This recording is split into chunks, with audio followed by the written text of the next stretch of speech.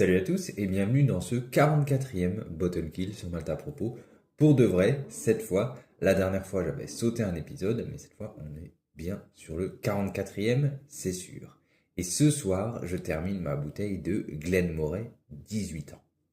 Alors c'est sans doute l'un des 18 ans les moins chers du marché, en tout cas en France, puisqu'on le trouve chez les cavistes aux alentours de 80 euros. À cette époque où tout augmente, où l'inflation est un paramètre qu'il faut prendre en compte dans tous les domaines, 80 euros pour un whisky de 18 ans d'âge, ça fait vraiment partie des affaires entre guillemets. Mais est-ce que c'est vraiment une affaire ce Glenmorangie 18 ans? Tout d'abord, voyons quelques caractéristiques. Donc Glenmorangie, une distillerie du Speyside située à Elgin, donc vraiment la capitale du Speyside, de cette région écossaise très connue pour sa concentration de distilleries. Un profil classique et pour cause, c'est un whisky qui a été vieilli exclusivement dans d'ex-fûts de Bourbon, ce qui devient rare de nos jours. Ni filtré, ni coloré, embouteillé à 47,2 degrés d'alcool.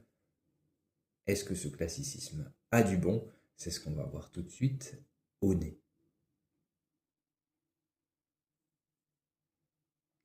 Alors au nez, rien de révolutionnaire, on a de la douceur, de la vanille, du fruit, surtout du fruit jaune, un léger côté citronné caractéristique des whiskies du Speyside, alcool plutôt bien intégré, un nez correct, sans plus, ça révolutionne pas le whisky, mais c'est bien fait, ça a l'air équilibré. Voyons en bouche maintenant.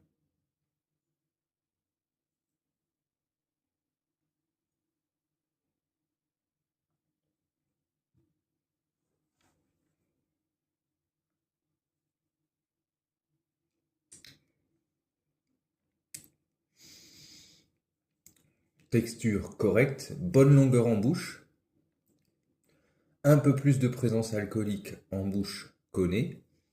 47,2 degrés d'alcool, ça me paraît être le degré quasi idéal pour ce whisky.